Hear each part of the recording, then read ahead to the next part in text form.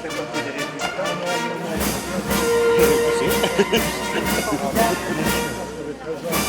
avez encore un petit peu d'attente.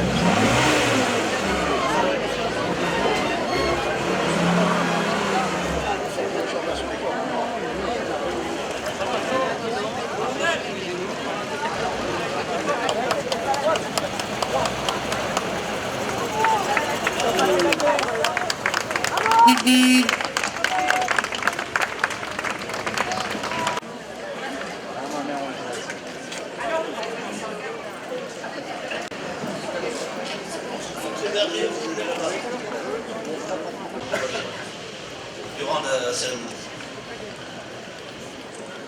Monsieur le sous-préfet, mesdames et messieurs les élus, mesdames et messieurs les représentants des associations patriotiques, mesdames et messieurs les représentants des associations civiles et militaires, mesdames et messieurs les représentants de l'association VAR 3945 qui sont venus nous présenter des véhicules d'époque datant des années 39-45.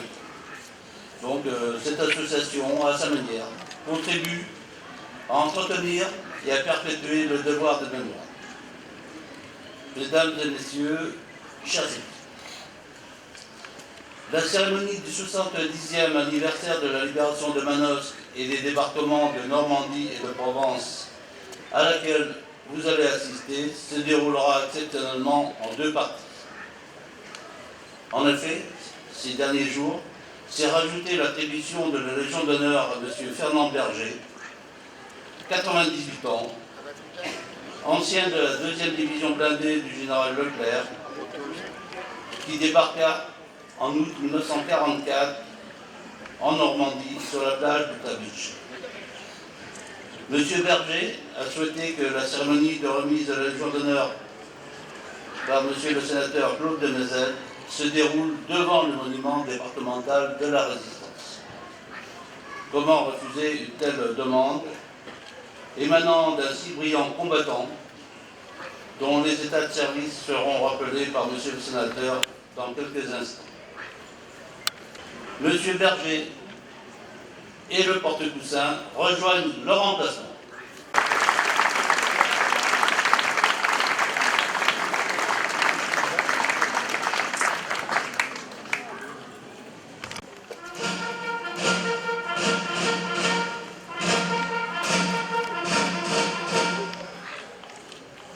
Intervention de M. le général Loget, président départemental de la Légion d'honneur.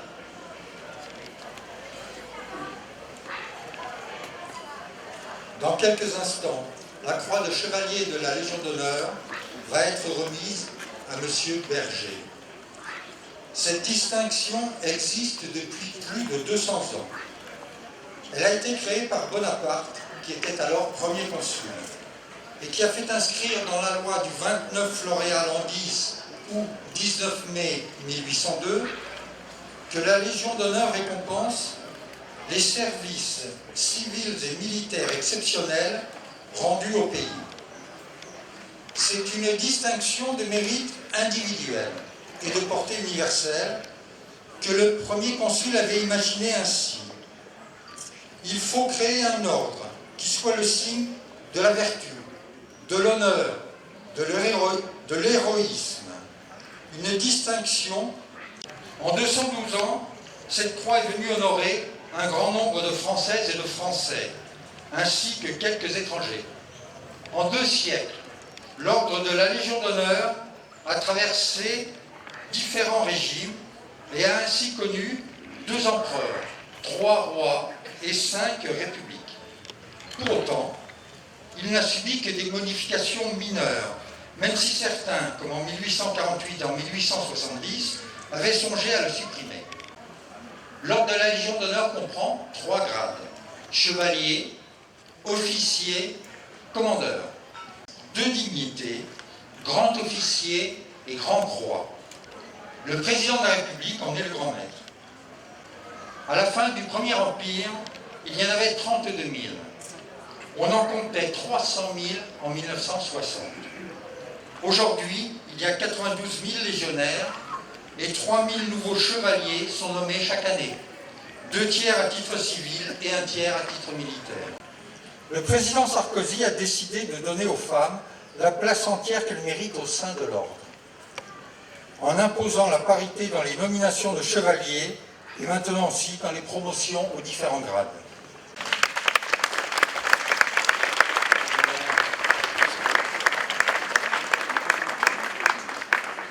Mesdames, Messieurs, nous sommes réunis aujourd'hui au pied de ce monument départemental de la Résistance pour honorer M. Fernand Berger, né en 1917 à Martinpré, situé à 200 km au sud d'Oran. Fernand, issu d'une famille de 5 enfants, a perdu sa maman lorsqu'il était très jeune. Il a été élevé par ses frères et son papa, agriculteur aux portes du désert. Les conditions de vie étaient, vous l'imaginez, très dures. Alors qu'il faisait son service militaire, la guerre est déclarée et il va être mobilisé. Il a porté haut et fier les couleurs du drapeau français lors de la Seconde Guerre mondiale. Homme humble et simple, c'est donc par hasard que son histoire a été portée à ma connaissance par Michel Quilès, dont je salue ici l'implication pour la mémoire de cette période tragique de lutte contre le nazisme. Fernand a risqué sa vie tout au long de ses combats en première ligne. Engagé volontaire dans les forces françaises libres au sein de la 2e DB du général Leclerc, il est un des acteurs qui ont permis de lutter contre le nazisme et de l'éradiquer pour ramener la paix en France et en Europe. Son dévouement et sa bravoure l'ont fait participer à l'aboutissement du serment de Koufra fait par le colonel Leclerc. En 1937, M. Berger avait été appelé sous les drapeaux pour effectuer son service militaire d'une durée de 2 ans dans le 9e bataillon de chasseurs alpins à Antibes. En septembre 1939, sans quitter l'uniforme, il est maintenu pour se diriger sur la frontière italienne, puis en Alsace, puis dans la campagne de Norvège. Il revient en France à Brest le 7 juin 1940 pour contrer l'offensive allemande dans la Somme. Là, Fernand est fait prisonnier par les nazis le 12 juin 1940 à Sainte-Valérie-en-Caux.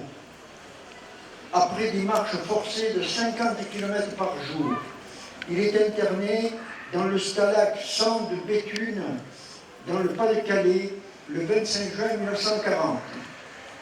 Après 5 mois de captivité, il est hospitalisé à Béthune suite à un traumatisme crânien. En fait, je pense que le traumatisme crânien était plus un prétexte pour être hospitalisé parce qu'il avait un plan d'évasion à partir de l'hôpital. De là, de l'hôpital, il s'évade le 22 décembre 1940 et après avoir passé la ligne de démarcation à Vierzon, il rejoint Châteauroux le 24 décembre 1940 où il est dirigé vers Nice pour être démobilisé et retrouver sa famille. Il est donc démobilisé. Mais en juin 1941, juste le temps de retrouver ses esprits, désireux de continuer la lutte, il s'engage dans l'armée d'Afrique à la 7e Légion de la Garde à Batna. En 1943, il participe à une bataille victorieuse contre les troupes du maréchal Romain pour la reprise de Garça sur la frontière algéro-tunisienne. Puis, il rejoint les troupes des forces françaises libres du général Leclerc au sein de la 2e IDP. En avril 1944, il embarque à Merset-Kébir, proche d'Oran, pour Liverpool, en Angleterre. Le 1er août 1944, donc après le débarquement du 6 juin, il débarque en Normandie sur la plage du Tabiche. Il participe à tous les combats acharnés où est engagé la 2e DB, Coutances, Avranches, Mortain, Le Mans, Argentan, C. Puis, c'est la direction de la Seine pour entrer dans Paris en liesse le 24 août 1940. Il défile sur les Champs-Élysées. Direction Strasbourg, où il participe à la libération de cette ville, ultime étape du serment de Koufra. Enfin, à Colmar, son unité fait la jonction avec la première armée française du général Delacre et Tassigny, débarquée le 15 août 1944 en Provence. Enfin, Fernand est cantonné à Nemours, en région parisienne, avant d'être dirigé vers Meknès, au Maroc.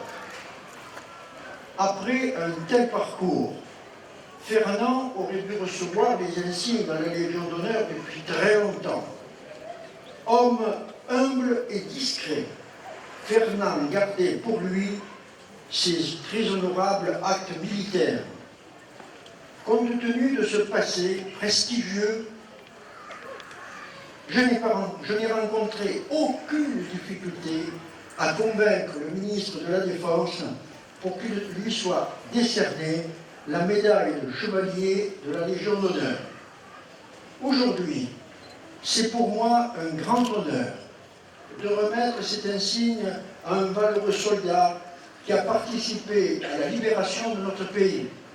C'est pour moi un grand plaisir de dévoiler aux Manosquins quel grand personnage fut celui qu'on pouvait appeler berger auto-école et qui a appris à de nombreux Manosquins à bien conduire. C'est aussi l'occasion pour moi de rendre hommage à toutes ces femmes et ces hommes qui ont combattu, souvent dans l'ombre, pour que flotte dignement notre drapeau tricolore, pour que soit donnée toute leur valeur aux mots liberté, égalité, fraternité. Je souhaite enfin que cette cérémonie soit placée sous le signe de la paix, toujours aussi fragile, comme le démontrent malheureusement les événements actuels. Quelques mots civils, si je puis dire, de Fernand, qui se marie en 1947 avec Yvonne. Ils auront 2 enfants, Jean-Luc, né en 52, et Alain en 54. Une fois démobilisé, Fernand achète un garage et monte une auto-école en Algérie. C'est une activité professionnelle qui fut réussie. En 1962, la famille est confrontée à une douloureuse étape de la vie. Quitter la terre natale. Comme de nombreux pieds noirs, c'est une arrivée chaotique en France avec un minimum de bagages et beaucoup de souvenirs dans les cœurs. Arrivé en France, dans ces circonstances très éprouvantes, Fernand trouve un travail dans une auto-école basée à Aix-en-Provence et à Manosque. Mais Fernand, d'un caractère entreprenant et courageux, il décide de monter sa propre affaire où il va connaître avec son épouse une vie consacrée au travail, mais aussi une belle réussite professionnelle à la joie et à la satisfaction de tous ses élèves. Puis, dans les années 1980, il prend sa retraite. Aujourd'hui, Yvonne, son épouse, Jean-Luc et Alain, qui sont par là, voilà, ses enfants, leurs 3 petits-enfants et 2 arrière-petits-enfants ont la joie de voir ici, devant ce monument aux morts, leur mari, père, grand-père, récompensés pour ces actes militaires courageux. Sa passion, le vélo, qui sera stoppé par une mauvaise chute sur le verglas qui lui vaudra 2 opérations et une prothèse à la hanche. Du coup, ne pouvant plus faire de vélo, il se met à jouer au bridge. Discipline où il se fait le luxe d'être honorablement classé tant au niveau départemental que national. Je peux le dire, à 97 ans, Fernand entretient toujours son jardin, tandis que Yvonne, son épouse, je me garde bien de dire son âge, mais qui est sa cadette de quelques années, marche, elle, 1h30 par jour, au même pas que son fils d'ailleurs. Leur rage de vivre explique sans conteste leur longévité. Vive la paix, vive la République.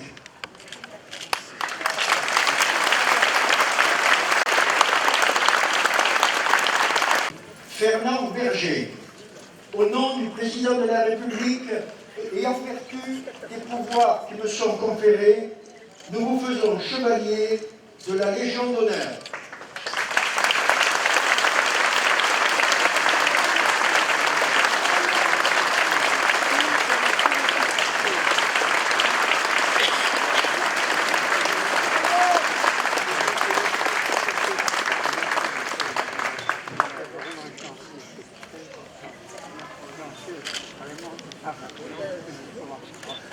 C'est moi qui suis honoré, c'est pour ça, je suis très honoré.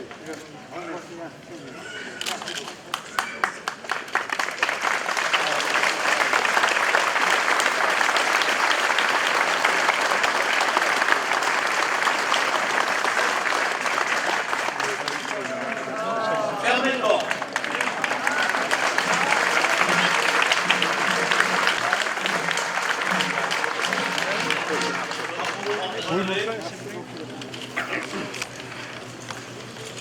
Drapeau de la Légion d'honneur, rejoignez votre emplacement.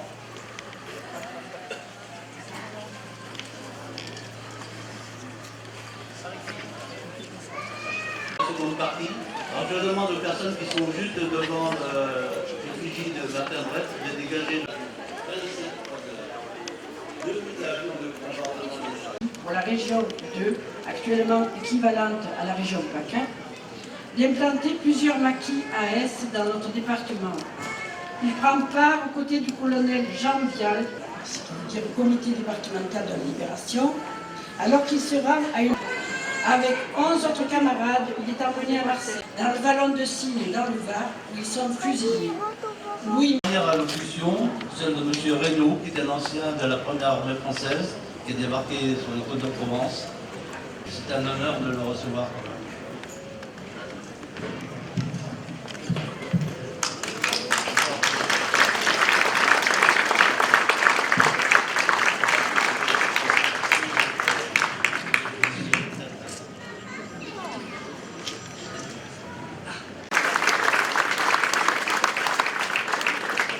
Quel plaisir, quel honneur.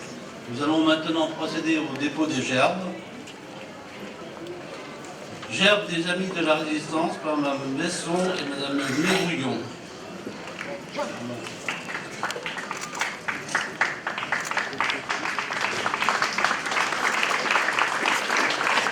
Gerbe de l'amitié franco-américaine Benenhoff d'Adelaide par M. Quiles et M. Berger.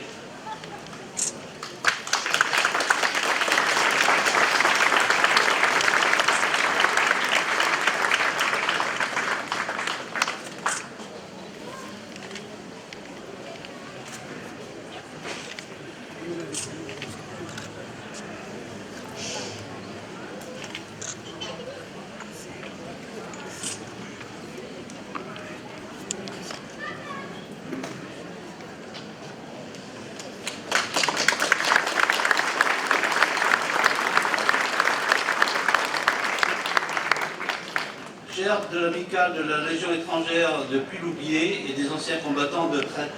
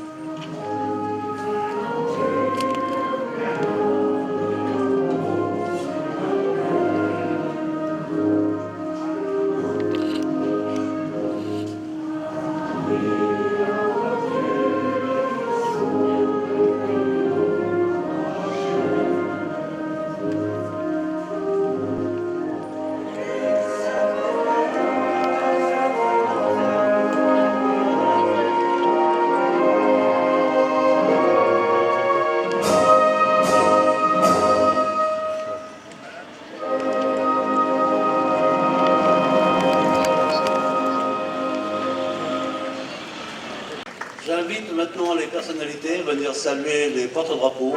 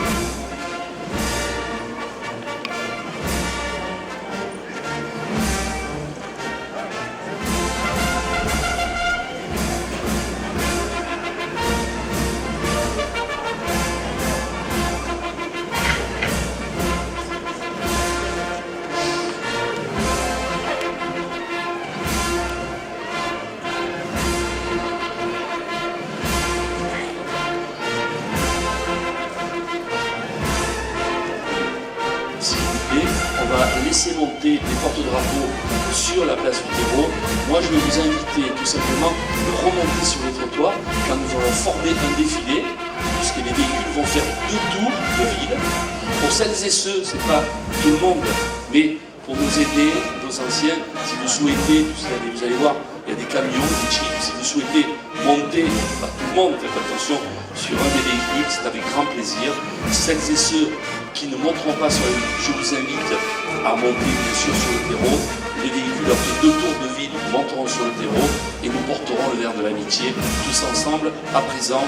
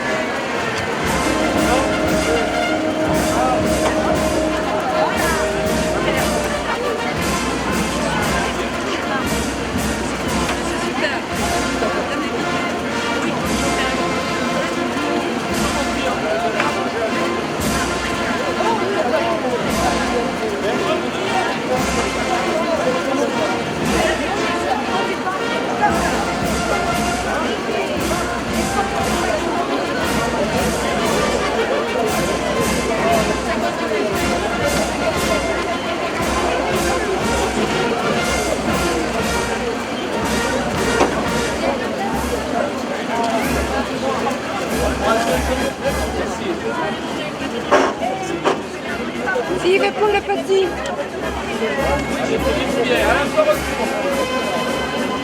Allez Fernand, un petit sourire.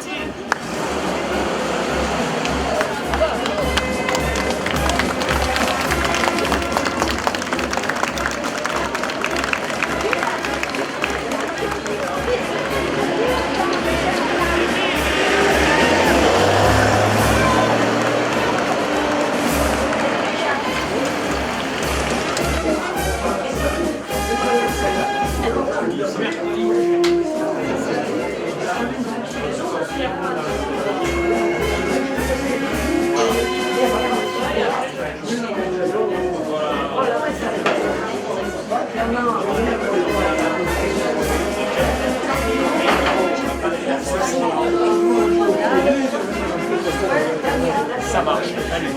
Ça non, ça marche. Tout le monde se lève. Tout le monde se lève. On dit pas.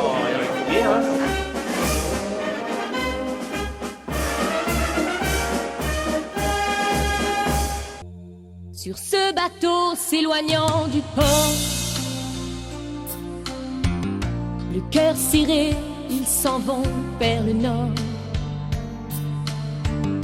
Tous dépouillés avant d'embarquer, il ne leur reste que la dignité. Ce beau pays était leur fierté, leur patrie, ils y étaient tous nés. Ils auraient pu y vivre très longtemps. Tout serait si différent maintenant. Où les pieds noirs